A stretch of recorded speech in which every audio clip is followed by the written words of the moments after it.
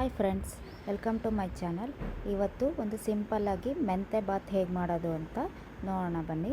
ಮೊದಲಿಗೆ ಇಲ್ಲಿ ಒಂದು ಕುಕ್ಕರಿಗೆ ಒಂದು 3 ಸ್ಪೂನಷ್ಟು ಎಣ್ಣೆ ಹಾಕ್ಕೋತಾ ಇದ್ದೀನಿ. ಇದಕ್ಕೆ ಸ್ವಲ್ಪ ತುಪ್ಪನೂ ಕೂಡ ಹಾಕ್ತಾಯಿದ್ದೀನಿ. ಇದಕ್ಕೆ ಚಕ್ಕೆ, ಲವಂಗ, ಏಲಕ್ಕಿ, ಪಲಾವ್ ಎಲೆ ಹಾಕ್ಕೋತಾ ಇದ್ದೀನಿ. ಸ್ವಲ್ಪ ಜೀರಿಗೆನೂ ಕೂಡ ಆ್ಯಡ್ ಮಾಡ್ತಾಯಿದ್ದೀನಿ.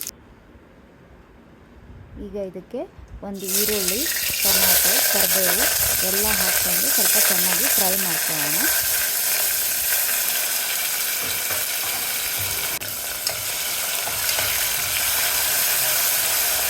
ಇದಕ್ಕೆ ಹಸಿ ಬಟಾಣಿ ಸೇರಿಸ್ತಾ ಇದ್ದೀನಿ. ಇವಾಗ ಇದನ್ನು ಕೂಡ ಫ್ರೈ ಮಾಡ್ಕೊಳ್ಳೋಣ. ಇಲ್ಲಿ ಒಂದು ಮಿಕ್ಸಿ ಜಾರಿಗೆ ಸ್ವಲ್ಪ ತೆಂಗಿನಕಾಯಿ, ಹಸಿಮೆಣಸಿನ್ಕಾಯಿ, ಒಂದು ಸ್ವಲ್ಪ ಶುಂಠಿ, ಬೆಳ್ಳುಳ್ಳಿ, ಕೊತ್ತಂಬರಿ ಸೊಪ್ಪು, ಒಂದು ಸ್ವಲ್ಪ ಚಕ್ಕೆ, ಒಂದೆರಡು ಲವಂಗ, ಒಂದು ಸ್ವಲ್ಪ ಮೆಣಸು, ಸೋಂಪು ಇದೆಲ್ಲದನ್ನು ಕೂಡ ಮಿಕ್ಸಿ ಮಾಡ್ಕೊಳ್ಳೋಣ ತರಕಾರಿಯಾಗಿ.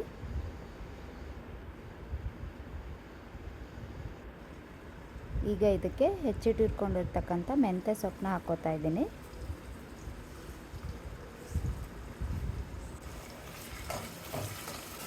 ರುಚಿಗೆ ತಕ್ಕಷ್ಟು ಉಪ್ಪು ಹಾಕ್ಕೋತಾ ಇದ್ದೀನಿ. ಒಂದು ಸ್ವಲ್ಪ ಅರಿಶಿನ ಪುಡಿ ಸೇರಿಸ್ತಾ ಇದ್ದೀನಿ.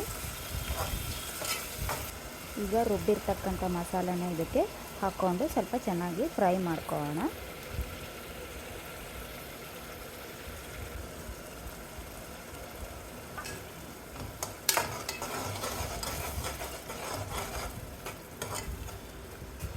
ಇದಕ್ಕೆ ಇವಾಗ ಅಕ್ಕಿ ಸೇರಿಸ್ತಾ ಇದ್ದೀನಿ.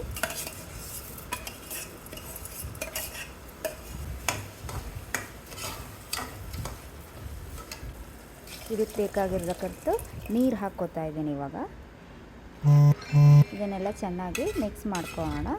ಇದು ಒಂದು ಕುದಿ ಬಂದಮೇಲೆ ಕುಕ್ಕರ್ ಲಿಡ್ನ ಕ್ಲೋಸ್ ಮಾಡಿ ಒಂದು 3 ವಿಷಲ್ ಬರೋ ತನಕ ಕೂಗಿಸ್ಕೊಂಡ್ರೆ ಮೆಂತೆ ಬಾತ್ ರೆಡಿ ಆಗುತ್ತೆ. ನೀವು ಒಂದ್ಸರಿ ಟ್ರೈ ಮಾಡಿ ಕಮೆಂಟ್ ಮಾಡಿ ತಿಳಿಸಿ.